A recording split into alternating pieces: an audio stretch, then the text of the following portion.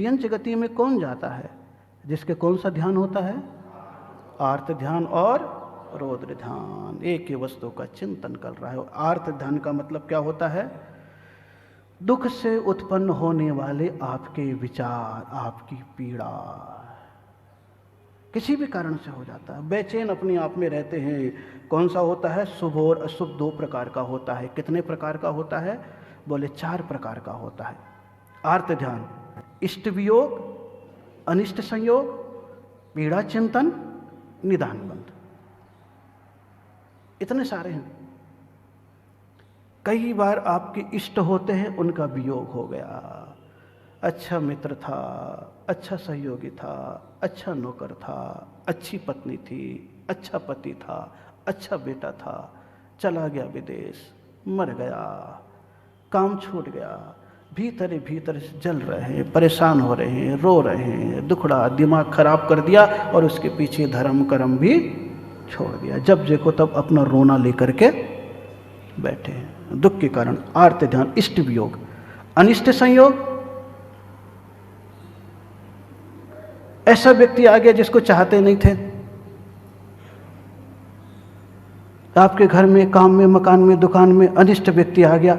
अब उसके पीछे, हे भगवान कब यहाँ आया, मर जाता तो अच्छा था, बीमार हो जाता तो कम से कम 10 दिन तक तो नहीं आता, इसके कारण से मैं कितना परेशान हूँ, इसे तो मेरा लेकर के सारा का सारा। तो ये सब विचार आपके भीतर गूंज रहे हैं, वो सब आपके मन में संक्लेश भाव दे रहे हैं। कौन से भाव दे रहे हैं? बद बंधन आदिक दुख घने कोटि जीवते, अति संक्लेश भावते मरियो। संक्लेश परिणाम हो रहे हैं, जैसे तिर्यंच के होते हैं। वो तो लड़ता है, झगड़ता है, और फिर आपको कई बार लड़ झगड़ नहीं पाते तो दिमाग में कोई भी ले गया, अनिष्ट आ गया तो विकल्प, इष्ट छूट गया तो, और ये घर मकान दुकान में तो है ही, मंदिर में भी यही सब हो गया है। कभी अपना व्यक्ति चला गया और अनिष्ट आ गया, हे भगवान अब देखो मंदिर में। घर के पाप भी छोड़ो, पहले तो छुड़ाया जाता था भैया धर्म के स्थान पर छोड़ो, फिर घर के स्थान पर छोड़ो, फिर बाजार में छोड़ो, कहा जाता था कि नहीं? अब स्थिति बदल रही। आर्त ध्यान, रौद्र, इष्ट वियोग, अनिष्ट संयोग, पीड़ा चिंतन। कौन सा चिंतन? अब बीमार पड़ गए थोड़े से तो उसी का रोना, हाय राम क्या करूं, इससे बिना तो मेरा काम भी, दुनिया का सारा काम कर लेंगे लेकिन धर्म का काम और घर का, परिवार का काम बिस्तर पे। पीड़ाओं का चिंतन, विचार चल रहा बार बार बार। बोले पीड़ा होगी, दर्द होगा, अब उस समय तो लगा ना कि दर्द शरीर को हो रहा है, आत्मा को उस समय नहीं लगाएगा। और उस बीमारी के कारण से कितने सारी चीजें करेगा। शास्त्रों में बता दिए, ज्यादा बीमारी की चिंता भी है, दुख होगा, उसे निकाल नहीं सकता है, और दूसरे को बुलाएगा तो सांत्वना देगा, और डॉक्टर को बुलाएगा तो जेब खाली करेगा, इलाज भी करेगा, तो वो इष्ट वियोग हो जाएगा तेरा पैसे का। अनिष्ट संयोग, पता नहीं कैसा डॉक्टर मिला।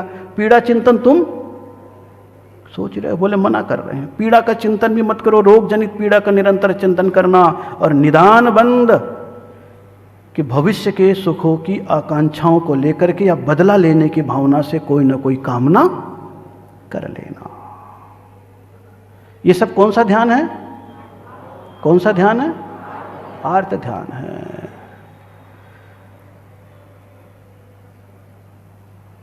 निदान बंद का अर्थ ध्यान नहीं होता। इष्ट वियोग, अनिष्ट संयोग, पीड़ा चिंतन तो हो जाता है, आप आगामी अच्छे भाव का चिंतन नहीं कर सकते हो, ये निदान बंद नहीं होगा। जैसे आपने सोच लिया भविष्य में जाकर के मैं तीर्थंकर बन जाऊं, चक्रवर्ती बन जाऊं, निदान बंद नहीं होगा।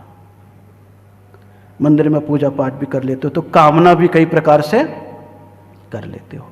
क्या करते हो?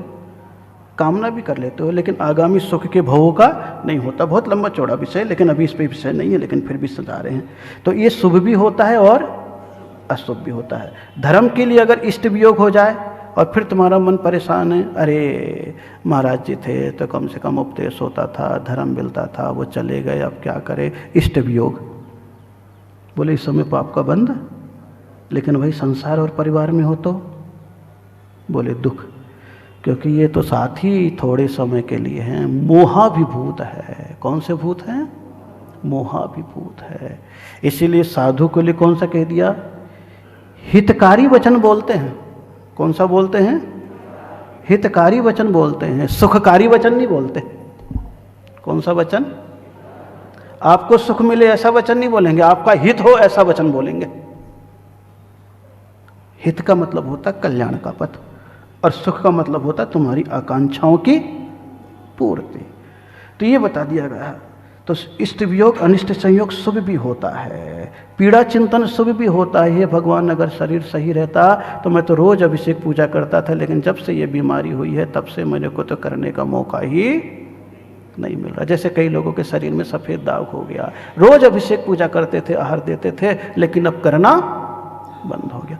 अशक्त व्यक्ति अगर चिंतन करता है तो वो पीड़ा चिंतन नहीं, शुभ ध्यान है। और सशक्त व्यक्ति करता है तो बोले आलसी है, तो पाप कमा रहा। भाव पूजा बनना अलग हो जाती है। फिर निदान बंद आगामी भोगों की आकांक्षा करना, और रौद्र ध्यान। अर्थ रौद्र जो ध्यान करे, हिंसानन, मृषानन, चौर्यानन, परिग्रहानन। हिंसा में आनंद को मानना। किस में आनंद को मानना? और कितने आनंद मान लोगे? एक जानवर से बनी हुई साड़ी भी पहन करके आ जाओगे, कुर्ता भी पहन करके आ जाओगे, चमड़े के जूते चप्पल भी पहन के आ जाओगे, तो ये क्या है? जरा सा गाड़ी भी लोगे तो एक चीज़ को बनाने में कितने जीव मर रहे हैं, कितने मर रहे हैं? एक तुम्हारी 5 मीटर की साड़ी बनती है तो 3000 कीड़े यूं ही उबल जा रहे हैं। एक तुम्हारा पर्स बन रहा है, जरा सा निशान बन रहा है, जरा सा कार में लग रहा है, जरा सा चीज़ है, चमड़े कितनी वस्तु, एक जानवर पूरा का पूरा मर रहा है, झटके से मर रहा है। याद आ रहा, विचार आ रहा है कि तिर्यंच गति से बचना है तो तिर्यंच के द्वारा बनी हुई जो भी चीज़ है उसका मैं कहीं पर भी उपयोग नहीं करूँगा। तब आपको लगेगा हे भगवान कितनी सारी चीज़ है। अभी तो ऊपर के लेने वाले चीज में है, पहनने वाली चीज़ में है, फिर खाने वाली चीज़ अलग आ जाएगी। मोह मोहम्मद जो आया था ना, इसी का आया था सब इंद्रियों का। जिस दिन समझ लोगे उस दिन व्रती जीवन जीने लग जाओगे घर में ही। क्या जीने लग जाओगे? व्रती जीवन जीने लग जाओगे। फिर हमें कोई दिक्कत नहीं है, यो किसी भी घर में खड़ा हो जाऊं तो परिक्रमा लगा दोगे, ये ध्यान रखना। और अगर नहीं है तो अभी यूं करके किसी जैन घर में घुस जाऊं तो कहने लगे महाराज यहाँ नहीं है, उधर है। मैं आगे से घुसूंगा, वो पीछे से भाग जाएगा, बोलेगा क्या महाराज जी का दिमाग खराब हो गया, बता तो दिया था चौका। कितने आलसी बन जाते हो आप। खुद करना घर में भी छोड़ दिया, और खुद करना मंदिर में भी छोड़ दिया, और खुद करना संतों के लिए भी छोड़ दिया। यही तो सिखा के गया था जब 20 साल पहले आया था। तब चर्या फरिया के लिए कुछ नाटक चले थे तो कुछ लोग परिचित थे, आ करके सीएमडी कॉलेज में फिर चर्या लगा रहे थे। और फिर उस समय जो उठा हुआ, ये सब कौन है महाराज जी के परिचित? अरे बोले ये सब यहाँ के परिचित नहीं थे, इधर उधर जहाँ जहाँ गया उनकी बिटिया शादी होकर के यहाँ आ गई थी, वो सारी टपक पड़ी अपने अपने हस्बैंड को लेकर के। मेरा काम यूं ही बन गया था उस समय, तो यहाँ बहुत सारी थी। एक एक घटना चक्र बताता है। और उस समय फिर देखो आप, घर घर के द्वार कैसे खोले थे। 25 साल 50 साल तक कभी हुआ नहीं, बोले महाराज यहाँ पर आए, उसके भाव अलग थे। पुराने वही तो बताते हैं मुझे। ये सब संस्कार होते हैं। हिंसा में आनंद मान रहे हो, चर्या वगैरह भी बता रहा हूँ।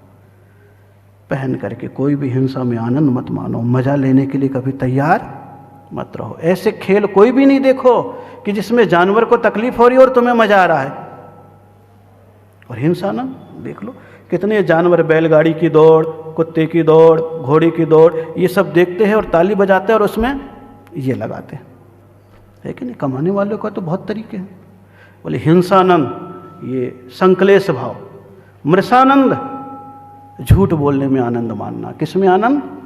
और इतने माहिर हो गए हैं आप तो झूठ बोलने में, जब से मोबाइल आया है तब से आप झूठ के पुलिंदे हो गए हो कहीं, बता कहीं रहे हो, और काम कहीं का कर रहे हो। मृषानंद कितना हो गया है। व्हाट्सएप जब से आया, झूठ का विस्तार, और जिसके पास जितना नेटवर्क हो, जितने नंबर हो, उतना महाझूठ का प्रचार कर देगा। सच का विस्तार कम होगा और झूठ का विस्तार ज्यादा हो जाएगा। ग्रुप बन गए हैं। आप देखो, अतीत के जमाने में कहते थे जो काम महिलाओं का था, कौन सा काम, महिलाओं को बदनाम कर दिया था कि महिलाओं को अगर एक बात पहुंचा दो तो धज्जी का सांप बना देती है।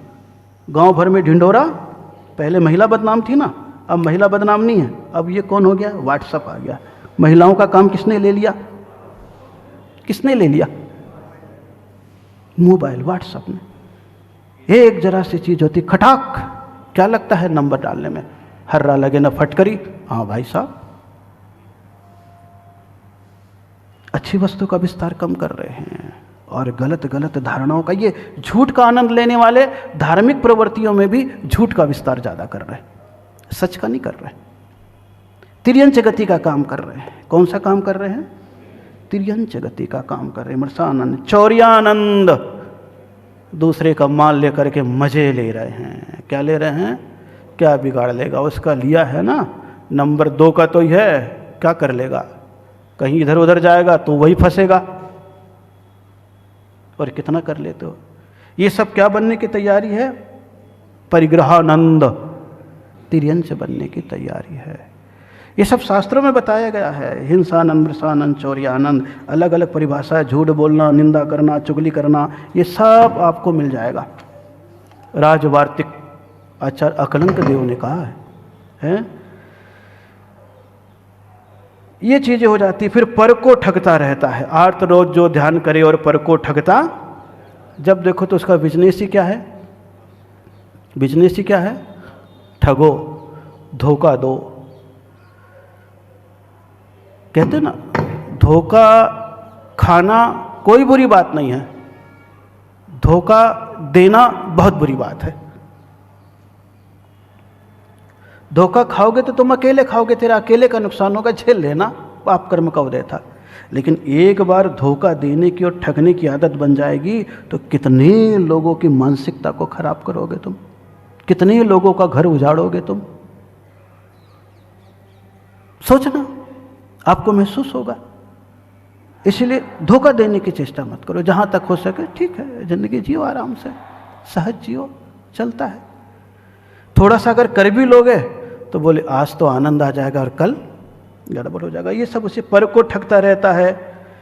और ये संसार के नाम पर तो करता है, लेकिन धर्म के नाम पर भी दुनिया भर का धन इकट्ठा कर लिया। हर चीज में अब धन आ गया है और उसका उपयोग क्या है, बोले पता नहीं। और आजकल यही तो झगड़े होने लग गए हैं। बाहर का ठग तो ठग था ही, अब वो मंदिर में भी घुस गया। हर चीज अब,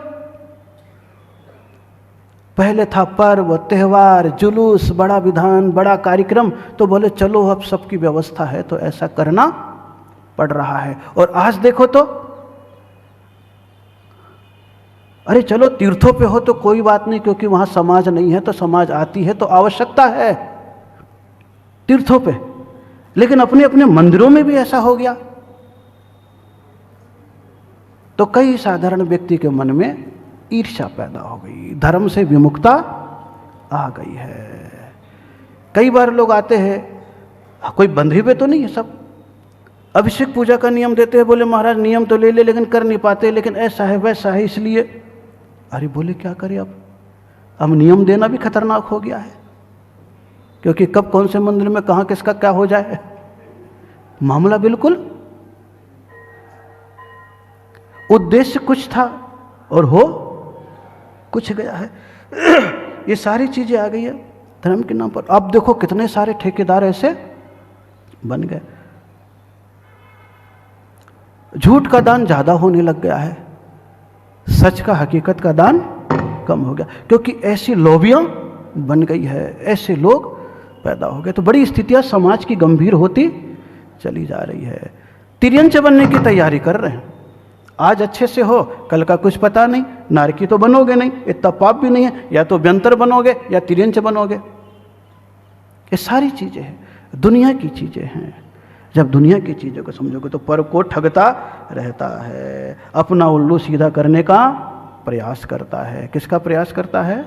उल्लू सीधा करने का प्रयास करता है। स्थितियाँ बिल्कुल बदल रही है। मैं बीच बीच में इसलिए आपको जानबूझ के बात बताता हूँ, हर चीज़ को बता, क्योंकि सामान्य रूप से प्रश्न पूछता नहीं। क्यों? क्योंकि सामूहिक है। और ऐसे कभी आते हैं और गुरु भक्ति होती है, प्रश्न उत्तर होता है, तो लोग पूछते हैं और पूछते हैं। हम लोग भी प्रश्न उत्तर करते हैं, पूछते ही हैं। तब उनको बताना पड़ता है, भैया इन सब चीज़ों से समाज वालों बचो, ये तुम्हारा धर्म नहीं है। ढोंग धर्म का करता है, वो धर्म का ढोंग है, ढंग का धर्म नहीं है, वो ढोंग का धर्म हो गया है। एक एक चीज़ों में जब ये सारी चीज़ें आ जाती है, और ये सब मैं हमेशा बताता हूँ, बदलो या ना बदलो वो तुम्हारे ऊपर है, लेकिन एक बार तुम्हारे भीतर विचार पैदा होगा कि महाराज क्या बोल रहे हैं, सच है या झूठ है, हम क्या थे और क्या हो गए। कुछ धर्म के नाम पर, कुछ अधिकार के नाम पर, कुछ परंपरा के नाम पर सारी चीजें अब धर्म की छूटने लग गई है। इधर कोई सामान्य रूप से पूजा पाठ करता था तो क्या कह देते थे, भैया भगवान से मांगोगे तो तुम्हारा पाप लग जाएगा, और उन सब चीज़ों को मंत्र तंत्र के नाम पर छुड़ाते चले गए। अब शांति धारा के नाम पर क्या कर रहे हो? भगवान का नाम तो कम लिया जा रहा है, 100 रुपये से लेकर के 1000 रुपये, लाख रुपये तक के दानियों का नाम लिया जा रहा है। अब टीवी में आप सुन रहे हो फलाना ढिगाना, फलाना ढिगाना, फलाना ढिगाना, फलाना ढिगाना, वीत रागाय नमः तो खत्म हो गया और वित्त रागाय नमः चल रहा है। तीर्थों पे कर रहा है कदाचित कोई बात नहीं है, क्योंकि वहाँ पे आवश्यकता है, लेकिन हर मंदिरों में, हर समाज में, हर काम में हो गया। अब लोग पूछते हैं, अब मैंने कहा ये बताते हैं, वे तुम्हें लगता तो अपने आप करो। बोले अलग से कर भी नहीं सकते महाराज। क्यों नहीं कर सकते? क्योंकि एक बार नियम बन गया, इतने बजे से इतने बजे तक होगा। मंदिर तो सार्वजनिक स्थान था। पहले के लोग कितने अच्छे थे, भैया तुम उठाओ, एक प्रतिमा के लिए छूट दे दी जाती थी कि भैया उठाओ और तुम अभिषेक पूजा कर लो, ताकि तेरा नियम तो पल जाए। अब कोई जरूरी थोड़ी ना कि तुम 6 बजे आ जाते हो तो सभी 6 बजे आ सके। आजकल तो बहुत सारी ड्यूटियां अलग अलग है, किसी की रात की ड्यूटी है, किसी की दिन की ड्यूटी है। धर्म तो करना चाहता है।